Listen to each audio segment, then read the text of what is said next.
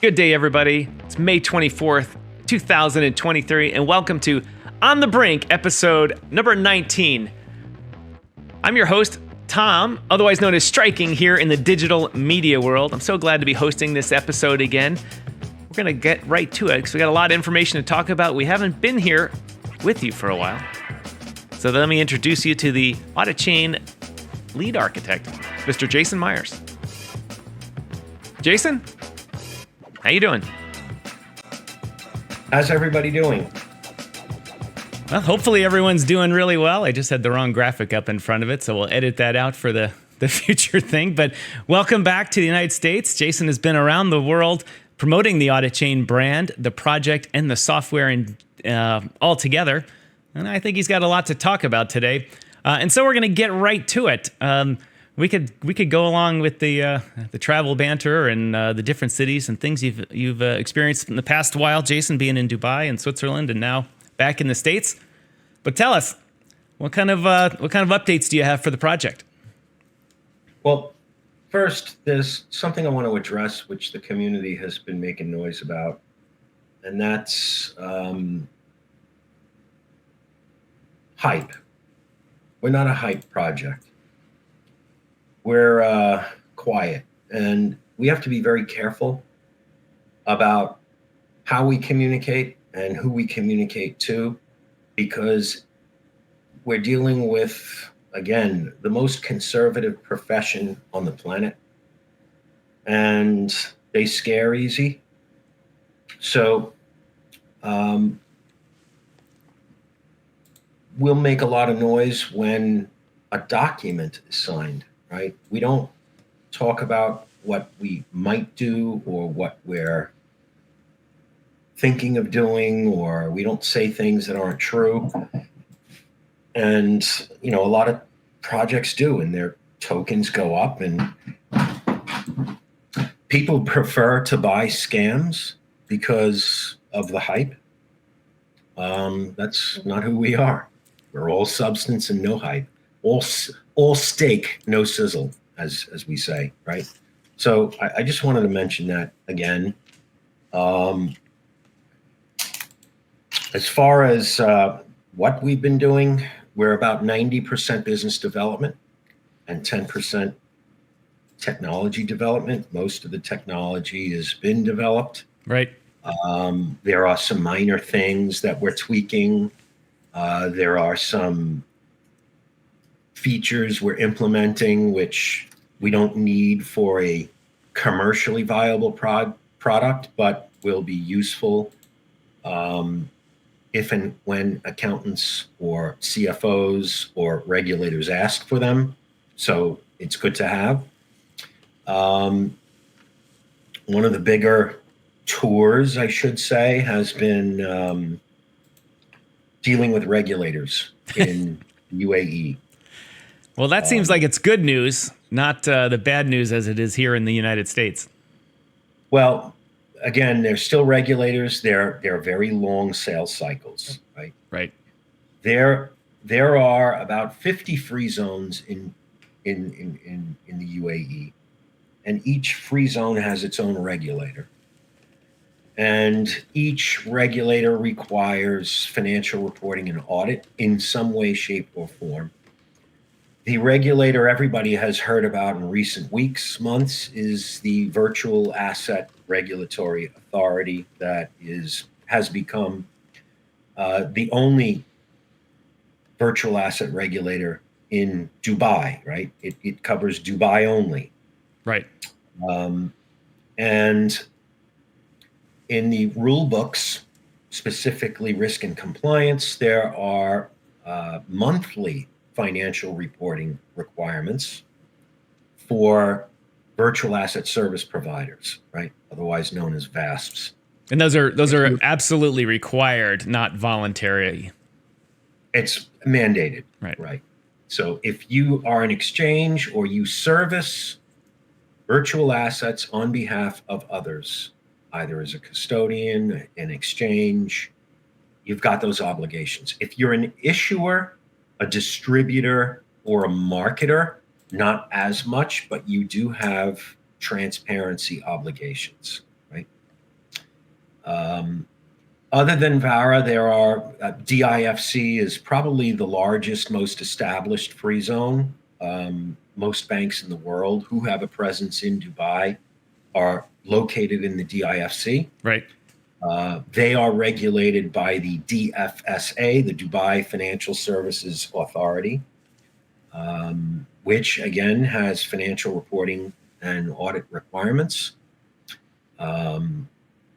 But these regulators, they're all brand new. The oldest one is 20 years old. Right? And they have very limited infrastructure for oversight and supervision. Or the bureaucracy working behind them to get things done. Well, let me say this. The management and boards of a lot of these regulatory agencies are not actually local Emiratis. Right. They're Western former regulators, right? From Australia, Singapore, the United States, the UK, parts of Europe. And the staff is a mixture of Indian, Emirati, and Filipino. Right, but the management is almost always from the West, because it's natural that the West has a lot of experience with regulation. The UAE, as far as a financial center, is pretty much brand new. As most people know, what you see in the skyline of Dubai today was built in the last 20 years. Right. And Dubai, it's gigantic. And their economy is large, and it's larger than their population can hold. So it's very natural for them to bring in, 6 million immigrants, namely expatriates, to handle the work, because they have the experience and they have they just have the body. We have the bodies. We have people ready to do it. Whereas there are only so many Emiratis. In their economy, they've grown it much larger than they can service themselves. So they need. Well, it's also the fact that Dubai is a major metropolitan international city right now, right? So, and it's becoming a financial hub. It's a financial hub now, right? Abu Dhabi is another one, right? That's a great place. Those regulators are very, very young, right? So, the ability for a regulator to cast oversight and supervise all of the companies that report to it or them is of paramount importance to them. And right now, financial statements they're not communicated, they're sent or uploaded as a PDF, right? So automation is a really big attribute. It's a really big buzzword. Machine readability is a big buzzword. And the ability to aggregate data across all companies or one industry is of very, very high value. The ability for the UAE to accurately communicate GDP is really important. The ability for it to accurately communicate any number of different metrics from an economic statistics perspective requires automation, machine readability, and it requires all of their filers, if you will, to submit in machine readable form and to publish in machine readable form. And all of the senior staff, the senior management of these regulators understand this, because the other jurisdictions they have experience with all mandate the use of global standard, machine readable financial statement data. So they understand it all, right? I speak their language. In fact, it's a very enjoyable conversation with them because they fully understand what we do, how we do it, why we do what we do.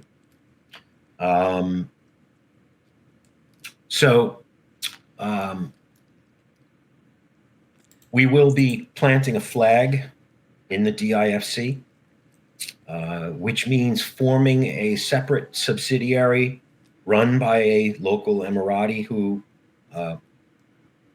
will eventually announce opening bank accounts in that region and handling the MENA region, right? Right. So that presence will allow us to cover the Middle East and North Africa with the hub in Dubai. Sorry, go ahead. No, with the hub in Dubai. Just as some background for people listening, and to thank everybody that's watching now, that in every jurisdiction in the world, there are slightly different rules for business, and the UAE has their own with their free trade zones and how you set up business. And as an example, I have spent half my time in Canada, and for USA companies to operate here, they have to open up a local business to really work effectively. And that's how you do it in the United Arab Emirates too. You set up shop, you open a local company that's able to deal with the local regulations, which, while very fair, are different than Europe or the United States. And so it makes very good sense. And it's a good tax strategy too for operating in their free trade zones.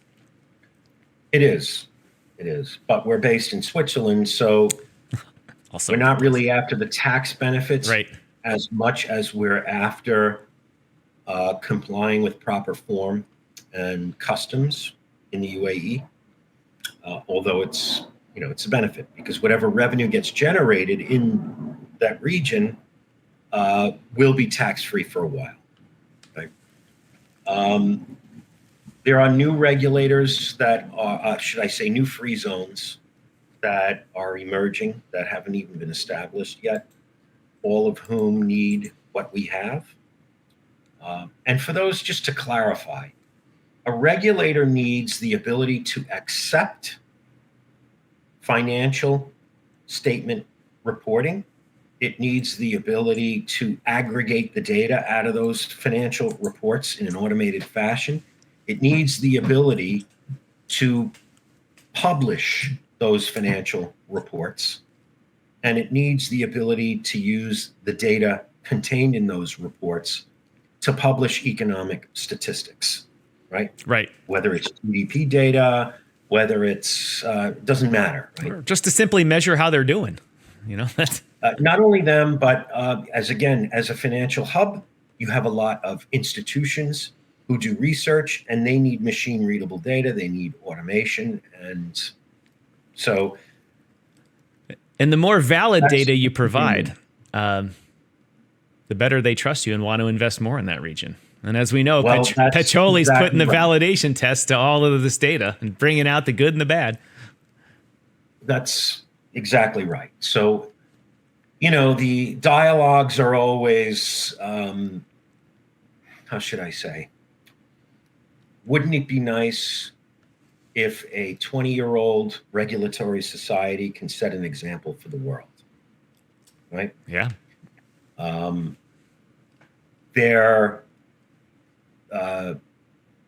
should I say? The royal families all want it, right? The Emirati families, they all want it. And they want to make investment in infrastructure for the next 50 to 100 years that'll benefit their society. It's not all about rates of return and how many X can we get on our investment.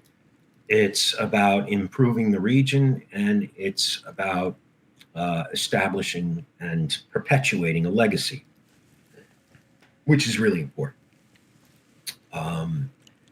Well, they got to keep it going after the petrochemical industry wanes a little bit more. And so by creating a financial hub, as we saw, the financial hub left Hong Kong about as fast as it could. Singapore absorbed a lot of that. And Dubai's and Abu Dhabi are doing its best to absorb a lot of the rest of that.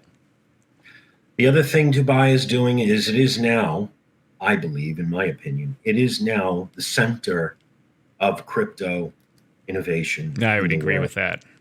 Next to Switzerland, right? So, in fact, I want to give a plug to the guys at Crypto Oasis, Ralph Glaubesschnig, who was, I believe, the first to expand from Crypto Valley into Dubai and to have a presence in both places, right? And there are a lot of projects that are beginning to follow suit, and we're certainly one of them, right? So thanks, Ralph. From a product perspective, as I said, we're 90% done. We have about 200 beta, I can't use the word beta, testers of the Luca product suite, right? The Luca product suite has 3 user groups. One, regulators can create report models and taxonomies, which they prescribe for companies under their jurisdiction, right? An example would be U.S. generally accepted accounting principles. That's a financial reporting scheme. A scheme. Right? IFRS is another financial reporting scheme. So within the IFRS financial reporting scheme, which the UAE would be and is, regulators can create specific standardized reporting models. For instance, they could prescribe a reporting model for a digital asset exchange, a separate reporting model for a digital asset custodian, and separate models for issuers of digital assets, right? Which means that there would be certain standard terms and definitions contained within the logic. There would be certain standard logic sets which would provide a standard structure of a balance sheet, a P&L statement, a cash flow statement, statement of changes in equity, footnotes, and MD&A, all based upon international financial reporting standards in that case, right?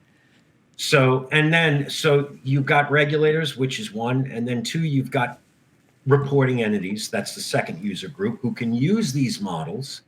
They can amend these models if they're amendable, right? Usually if a government under a DPM, data point model, creates a model and closes it so that it can't be amended.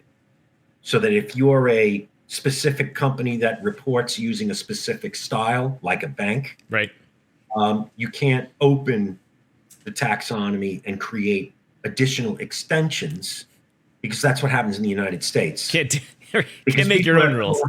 One second. People are too lazy to actually parse all the definitions to discover that the definition that they needed already existed in the taxonomy, right, of the US GAAP financial reporting scheme. So in the IFRS financial reporting scheme, it's principally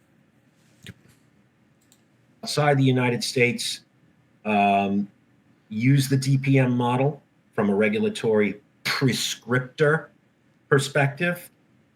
So they close them, so you can only use that and nothing else. So your second user group being the reporting entity itself, and then the third user group are the accountants and auditors, right? The accountants can prepare financial statements on behalf of the issuers using models created by regulators, right? All this functionality exists now in the Luca suite, and we've got about between 200 and 250 users that are kicking it around. We've never disclosed this yet because most of them are accountants, and they're providing very valuable feedback, which is contributing to how the product evolves. This is a very, very high precision product. So in a way, its minimally commercial viability is dependent upon perfect logic. It's kind of like sending men to the moon. If one thing is off, we're not going to see Neil and Bud ever. Right? Oops. Sorry. Right. Exactly. So better get the wives on the phone. Those are the 3 user groups. Luca speaks to Pacioli. So Pacioli is the external validation engine, which everyone knows, or most people know, that externally validates the financial and operational state of a reporting entity, right? Right. And speaking of Pacioli, we were told that we're going to have a demo this week by Blocks, because I know everybody's been asking about Blocks. Yes, they have. Keep in mind, this is a very, very complex stack, and Blocks, for the most part, had to learn everything about that stack. So between the learning curve, the implementation curve, the testing curve, and the technical components they needed to build, such as Kubernetes, which orchestrates a virtualizer when someone clicks submit after they've signed up to operate a Pacioli node, right? Right. We want the accountants to be comfortable using this, and the more complexity from a technical perspective there is, the less comfortable they are, right? So we want them within 2 or 3 clicks to be in business.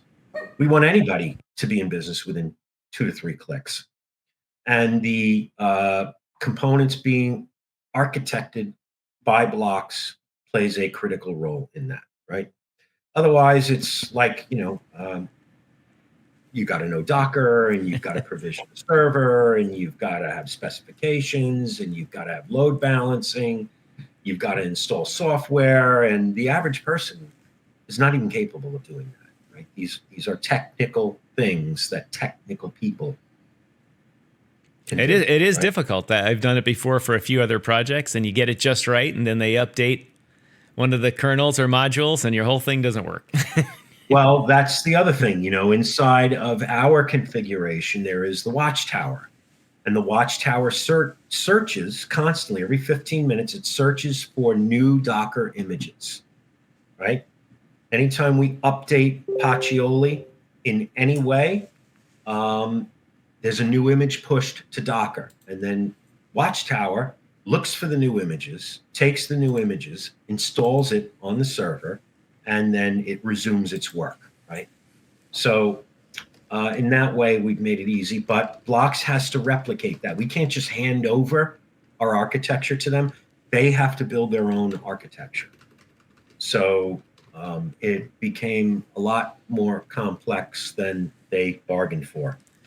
And we're going to have them on very soon. After we see this demo, we want to go through this demo, see where they are, how far along they are, what deficiencies there are, what it's going to take to cure them, and then have them on, right?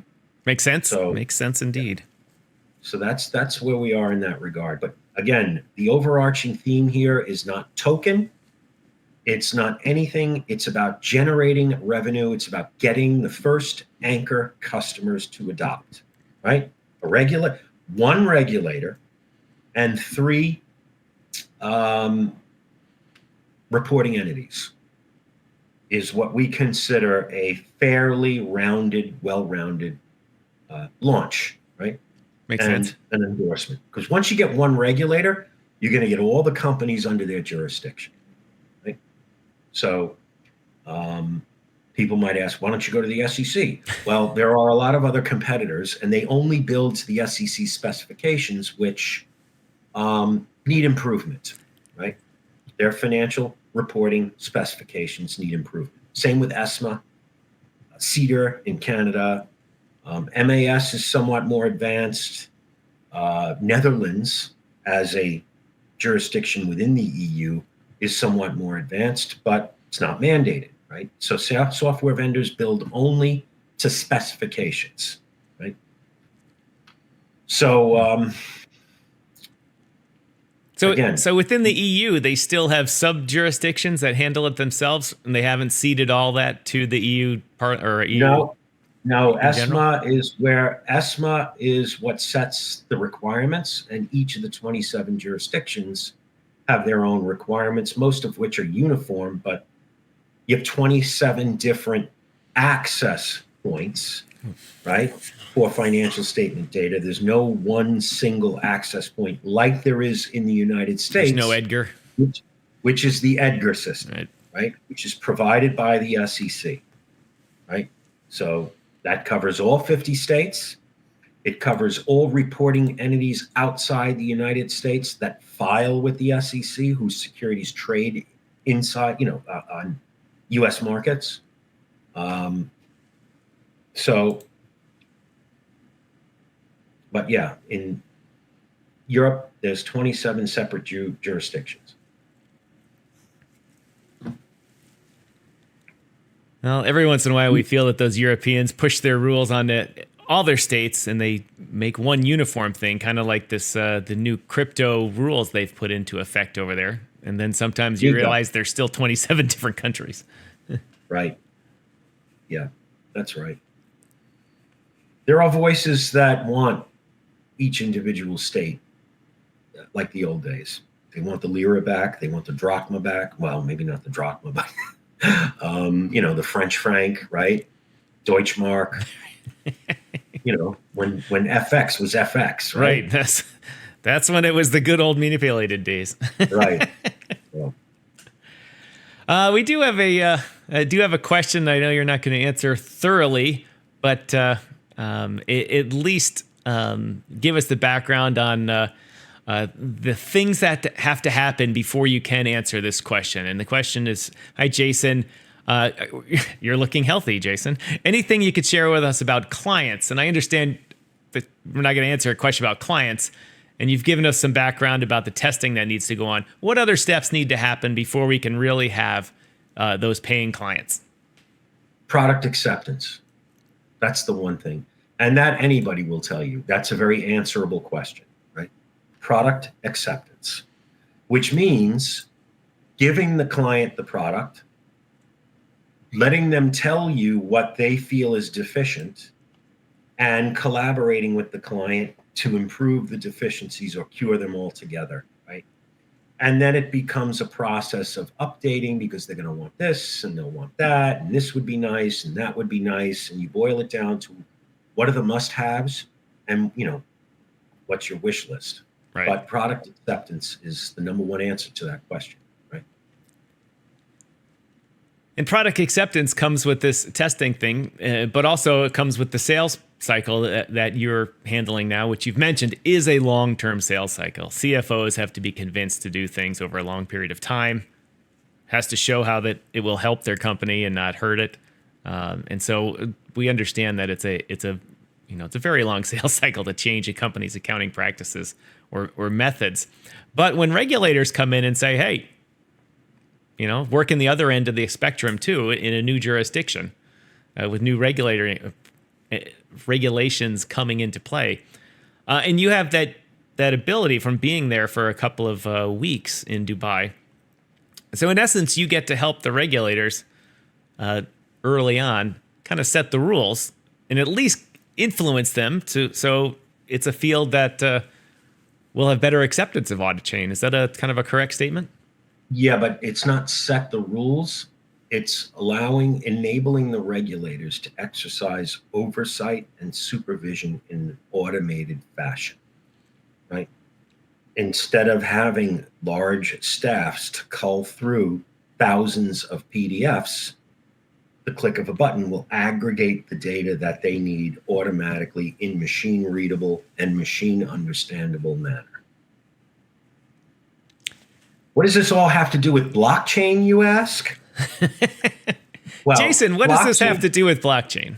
Blockchain sits underneath it. You don't lead with blockchain when you talk to a regulator. You lead with financial reporting and assurance oversight and supervisory functionality. That's what we lead with, right?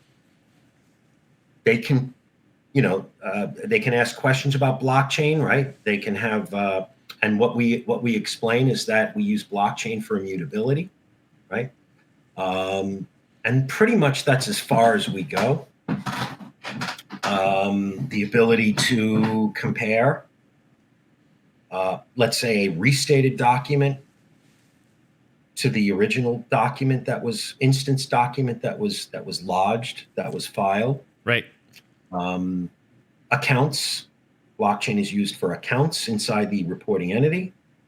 And a general cryptographic fabric if you want to get really, really tight with internal controls, which all regulators, each and individually, the members of the staff say is a good thing, the question of mandating it is still a question, right? There isn't a regulator on the planet, with the exception of the state of Texas, which just announced the passing of a law that now requires virtual asset service providers to provide a proof of reserves.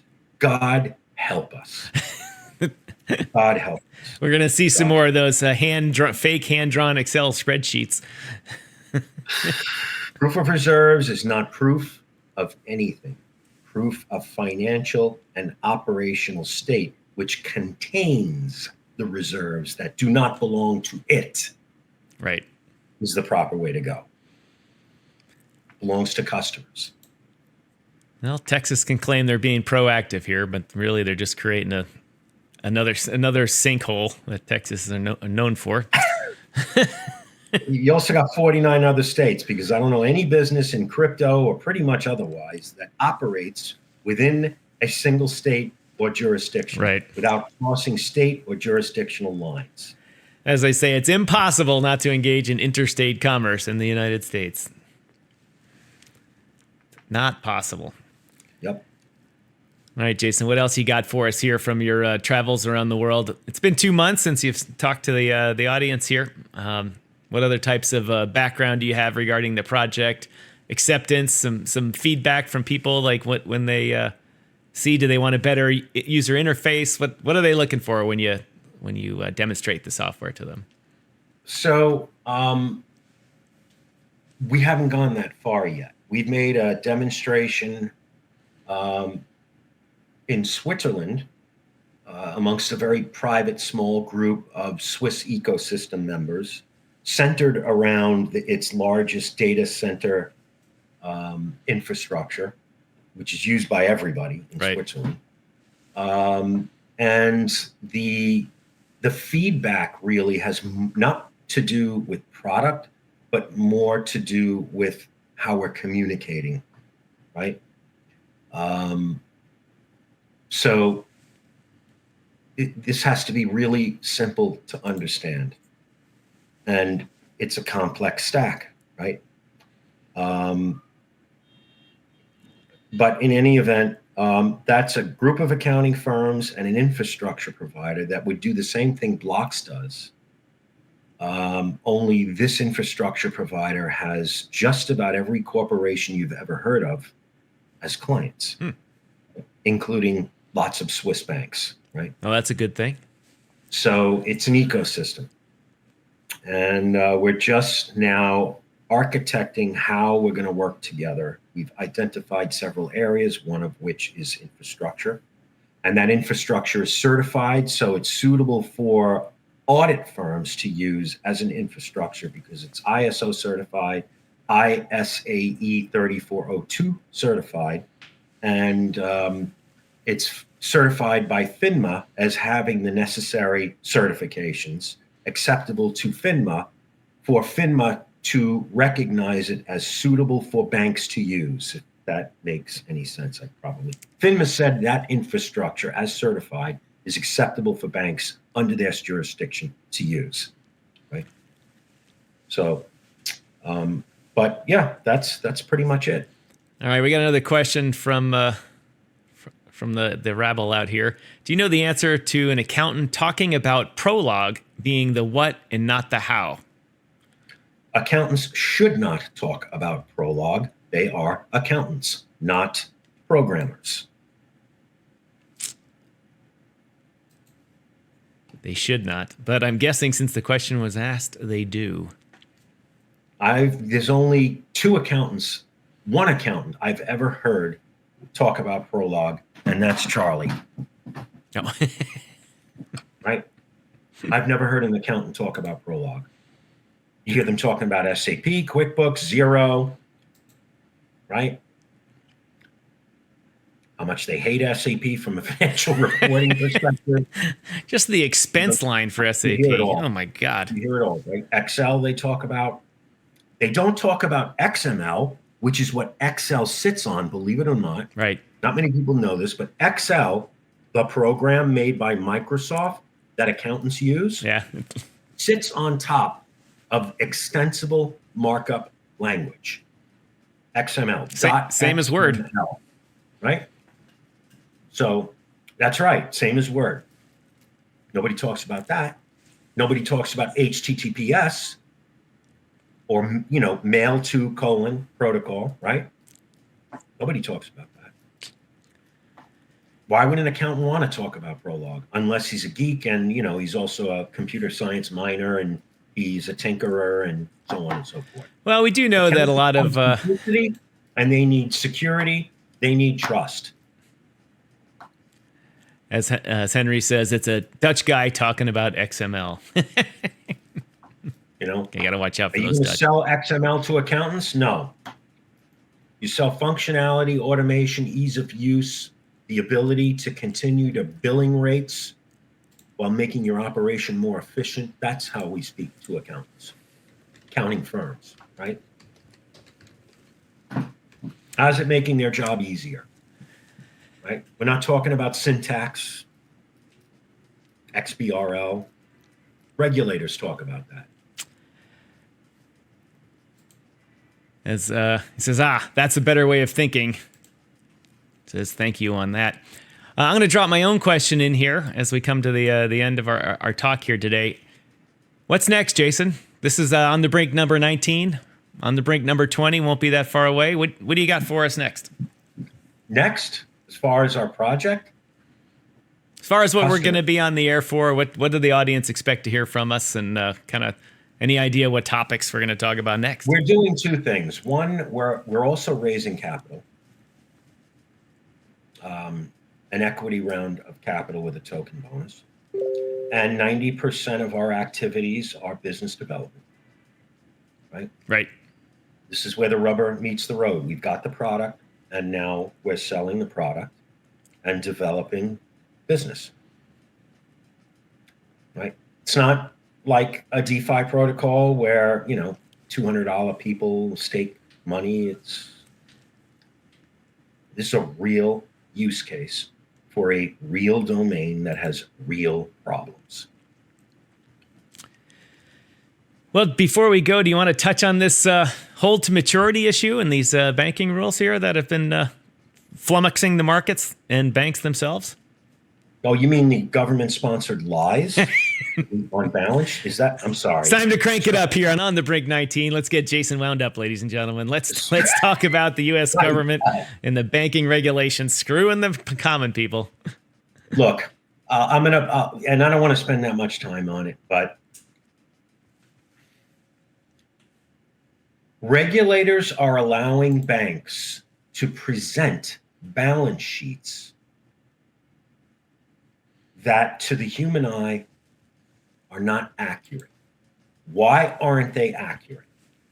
Because an accounting rule that allows you to classify mostly debt securities in this case as held to maturity, it allows you to maintain the value in which you paid for it rather than mark it to the current market. So if you have $1 billion in treasuries on your balance sheet that you paid $1 billion for, that are now worth 700 million because the rates went up and the prices you paid for them implied an average of, let's say, a 2% yield, where yields are 4% now, right? And you have a decline in value. The assumption is that if you are going to hold them until maturity, it means you're going to get all the money back that you paid for it, plus interest, right? That's a good They're thing. allowing them to hold it on their balance sheet and mark it to maturity rather than mark it to market. Now, if we were to dissolve the bank, which says it has $1 billion on its balance sheet, and we were to dissolve it today and pay off all the liabilities, we would only get 600, maybe 700 million for what is being stated as worth $1 billion on its balance sheet. How does that benefit anyone? It only benefits the banks, and it covers up the flaws of the fractional reserve banking system during times of increasing interest rates. Now, the opposite holds true. Banks that are buying, treasuries now here at 4-5%, if rates come down, the value of those bonds will rise. Right. Right? But that's not when banks fail. That's not when banks, well, right. Unless they're hedging it, and the delta of the hedge is actually bigger than the delta if they've of screwed the that up, then there's, of course, the chance of that happening. Right? Well, there's a big chance of that happening because banks take your money, you lend them money as a depositor. Unsecured, and you're not getting a rate of return for it. They're charging you fees on top of it. They're taking your money and they're gambling with it.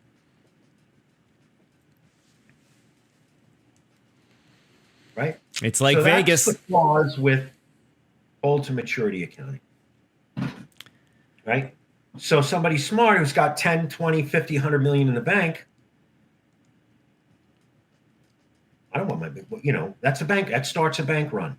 All of a sudden, the held to maturity securities have to be sold just to satisfy depositors' withdrawal demands. Because that gap between what they paid for it and what they're really worth exacerbates that liquidity problem. All right. I was reading one article that advocated for keeping the hold to maturity system, but anything that they mark as hold to maturity actually has to go to a custodial account or a trust that is not accessible to the bank until the maturity date. And so is there any credence to that, or is it just another scheme to get things off the books that should be on the books? I'd have to get back to you on that. It's not required that those securities be held in an escrow account, if you will, controlled by a third party, not to be touched until maturity. It's would seem to solve some problems if it was. It's an accounting classification. Right. All right. We got Michael is asking us here, is Auditchain still part of Decarp Alliance, and are they still active? Yes, very much so. In fact, the website is being updated as we speak. What people may notice is Christian Dreyer is now our new chairman. Christian is he's founder of the CFA Society of Switzerland and its former CEO. He's a board member of XBRL Switzerland, and he's a big proponent in using the XBRL taxonomy to lead the charge in Switzerland for tax reporting, which is quite interesting, especially for us, right? So he's the new chair of the Alliance. Diane remains a director. Guido, our chairman at Auditchain Labs, is also a director. So the answer is yes. And you'll see more updates over the coming weeks. Well, good. That's good. I guess the feedback from that is just a good old American phrase. Awesome. Thank you, Henry, for that. It's good to see that you Dutch pick up our Americanisms. So, ladies and gentlemen, that's the update. Before we wind this up for the day, Jason, any other topics you need to hit today to keep the Auditchain ecosystem fans happy? Not today. Well, ladies and gentlemen, it's been a couple of weeks since we've seen you here on The Brink. It won't be that long next time. We'll have an update for you pretty soon. Jason and I will figure out when that will be. Hopefully next week we'll come to you a little bit more regularly. Now that our travels are done, Jason was in the Middle East. I happen to get myself married, so we've got the busy part of our lives out of the way, and now we're settling into, as they say, get the business taken care of. Being married is a whole new level of humility. Especially when you got a couple of them under your belt like I do. She's the boss, Tom. She is, and with that, we're going Put to your tail between your legs and say yes. All right, ladies and gentlemen, for those of you watching Love it. live, this will be on YouTube here. Please share. I'm going to take this one down and repost a new episode or a new copy of this. So this URL will die, so don't share this one. Share the one I'll put up in about an hour. I will send that out via Twitter and in the Telegram. Thank you, everybody. Jason, anything else? Thanks, guys. Thank you, Tom. All right, everybody. Have a nice day.